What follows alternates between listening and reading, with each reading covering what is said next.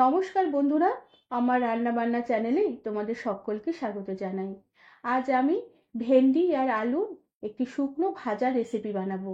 রুটি বা পরোটার সাথে এই চটপটা শুকা ভেন্ডি ভাজির রেসিপিটি খেতে দুর্দান্ত লাগবে। রেসিপিটি তোমাদের সম্পূর্ণ দেখার অনুরোধ রইল, আর ভালো লাগলে একটি লাইক, শেয়ার আর সাবস্ক্রাইব করে দেওয়ারও অনুরোধ রইল। প্রথমে আমি গ্যাসে কড়া বসিয়ে কড়াতে প্রথমে আলুগুলোকে ভেজে নেব। এর জন্য কড়াতে পরিমাণ মতন তেল দিয়ে দিলাম। আর তেল বেশ ভালোভাবে গরম হয়ে উঠলে পুরো কড়াতে তেল বেশ ভালো করে ছড়িয়ে দিয়ে এই তেলে একটি শুকনো লঙ্কা আর খানিকটা গোটা জিরে ফোড়ন দিলাম।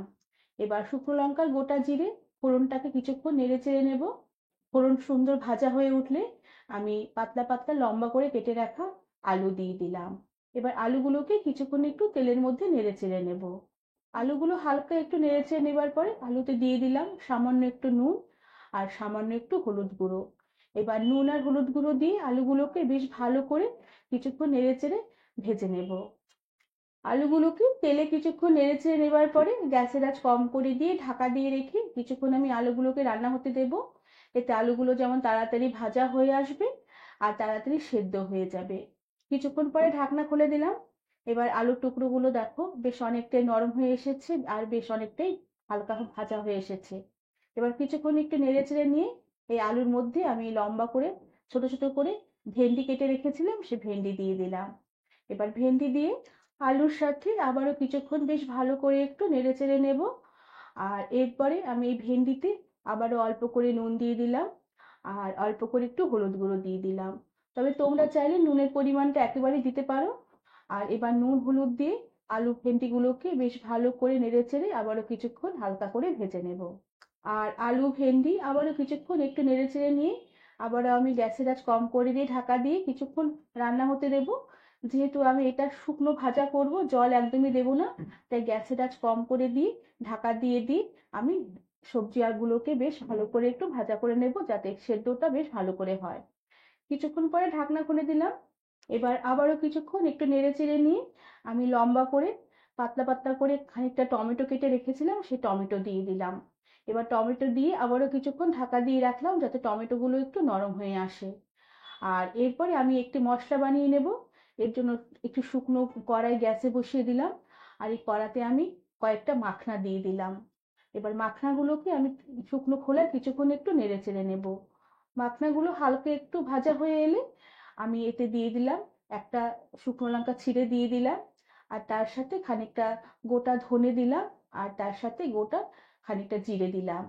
এবার এই সমস্ত মশলাগুলোকে মাখনার সাথে বেশ ভালো করে নেড়ে চেড়ে কিছুক্ষণ একটু রোস্ট করে নেব। মাখনাগুলো আর জিরে ধনে লঙ্কা বেশ কিছুক্ষণ ভেজে নেবার পরে হালকা একটু কালার চড়তে শুরু করলে আমি সমস্ত মশলাগুলোকে কড়া থেকে নামিয়ে নেব আর একটু মোটা করে গুঁড়ো করে নেব। খুব একটা মসৃণ করে গুঁড়ো করব না, যাতে মশলাগুলো খাবার সময় একটু দাঁতে লাগে, তাহলে খেতে বেশ ভালো লাগবে। আর এদিকে ভেন্ডি আলুর কড়া ঢাকনাটাও খুলে দিলাম। টমেটোগুলো বেশ অনেকটাই গলে এসেছে। এবার বেশ ভালো করে কিছুক্ষণ একটু নেড়ে চেড়ে হালকা একটু ভাজা ভাজা করে নেবার পরে আমি যে মশলাটা ভেজে রেখেছিলাম সেই মাখনার গুঁড়ো মশলাটা দিয়ে দিলাম। আর কিছুটা মশলা দিয়ে বেশ ভালো করে একটু নেড়ে চেড়ে নেব। আর এভাবে তোমরা মাখনা গুঁড়ো দিয়ে ভেন্ডি আলুর ভাজা করে দেখো, খেতে অপূর্ব স্বাদের হয়। কিছুক্ষণ একটু নেড়ে চেড়ে নেবার পরে বাদ বাকি যেটুকু গুঁড়োটা ছিল সেইটুকু গুঁড়ো আবার দিয়ে দিলাম। এবার বেশ ভালো করে ভেন্ডি আলুর সাথে সমস্ত মশলাগুলোকে নেড়ে চেড়ে একটু মিশিয়ে নেব। সমস্ত মশলাগুলো ভেন্ডি আলুর সাথে বেশ ভালোভাবে মিশে গেলে আবারও কিছুক্ষণ নেড়ে চেড়ে একটু হালকা করে সমস্ত কিছু ভাজা ভাজা করে নেব। আর এরপরে এই ভেন্ডি আলুর ভাজাতে আমি অল্প করে একটু চিনি ছড়িয়ে দেব।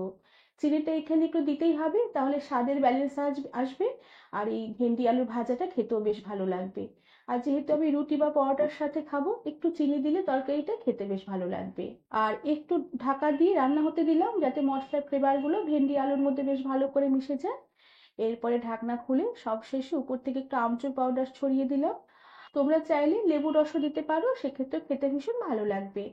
এতে একটু চটপটা টক ঝাল মিষ্টি স্বাদ আসবে। রুটি বা পরোটার সাথে খেতে দুর্দান্ত লাগবে। এরপরে গ্যাসের আঁচ বন্ধ করে দিয়ে এই চটপটা শুকা ভেন্ডি ভাজা রেসিপিটি সার্ভ করে দিলাম। বন্ধুরা, আমার এই আজকের রেসিপি তোমাদের কেমন লাগলো আমাকে তোমরা কমেন্ট করে জানাবে। আর ভালো লাগলে একটি লাইক, শেয়ার আর সাবস্ক্রাইব করে দেবার অনুরোধ রইল। আর তার সাথে পাশে থাকা বেল আইকনটি প্রেস করে দেবে, যাতে আমার সব নতুন ভিডিও নোটিফিকেশন সবার আগে তোমাদের কাছে পৌঁছে যায়। আজ তাহলে আসি, পরে আবার একটি নতুন রেসিপি নিয়ে দেখা হবে। ধন্যবাদ বন্ধুরা।